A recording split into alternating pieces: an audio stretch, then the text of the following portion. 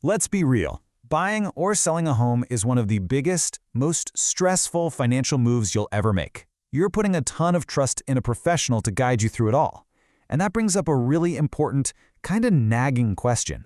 It seems like it should be a simple yes or no, right?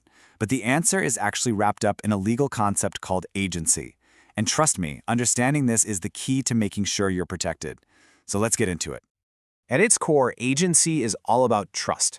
When you hire an agent, they become your fiduciary. Now, that's a word you're going to want to remember. It's a big deal. It means they have a legal and ethical duty to put your interests above absolutely everyone else's, including their own. All right, here's our game plan. We're going to cover what your agent's real job is, how that relationship actually gets formed, and you might be surprised, the different levels of power an agent can have, the 6 critical duties they owe you, and finally, how you can use all this to protect yourself. So, let's talk about an agent's real job. It is so much more than just unlocking doors and shuffling paperwork. Their main job is to be your fiduciary, which holds them to an incredibly high standard. I mean, just listen to the language here. Highest amount of good faith. Exclude all selfish interest. This isn't just some friendly advice. This is a strict legal mandate. It means their own personal gain can't ever get in the way of their duty to you. So how does this whole relationship even start? You probably think it all begins when you sign a contract, right? Well, it can actually be created just by your actions, and sometimes in ways you wouldn't expect. Okay, first up we have something called agency by ratification. It sounds complicated, but the idea is pretty simple. It's when someone acts for you without your permission, but you basically say okay after the fact by accepting the outcome. So picture this. An agent goes and rents out your empty house without even asking you. They totally overstepped. But the second you take and deposit that rent check, you've legally approved what they did. And boom, just like that, you've created an agency relationship. Then there's this other one called ostensible agency. This one is fascinating because it can be created by what you don't do. It happens when you let other people think someone is your agent, even if they're not. So let's say somebody's running around town claiming to work for you. If you find out about it and just say nothing, you don't correct them, the law might decide that your silence was approval, and suddenly you could be on the hook for their actions. Okay, so now we know how an agency can be formed, but not all agents are created equal, and they don't all have the same amount of power. Their authority actually falls into one of 3 levels. At the top, you've got a universal agent. They have a ton of power, kind of like someone with a full power of attorney.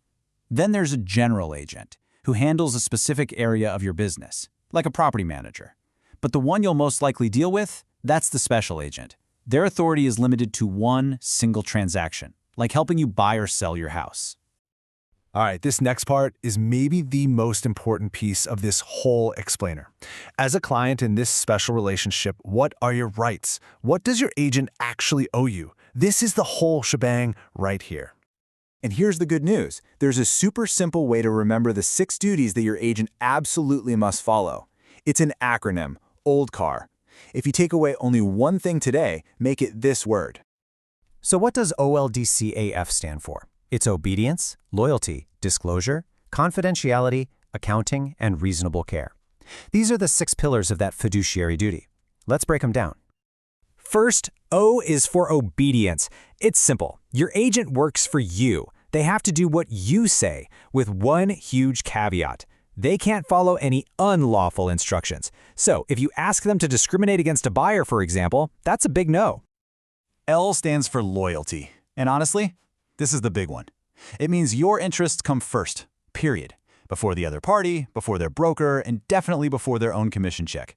Their loyalty is to you and only you. Then we have D for disclosure. Think of this as the no secrets rule. Anything they find out that's relevant to the deal, maybe something about the property or what's motivating the other side, they have to tell you. You have a right to know what they know.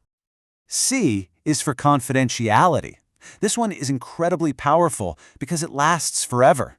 Anything you tell them in confidence, why you're moving, your financial situation, your absolute bottom line, they have to keep that a secret, even years after the deal is done.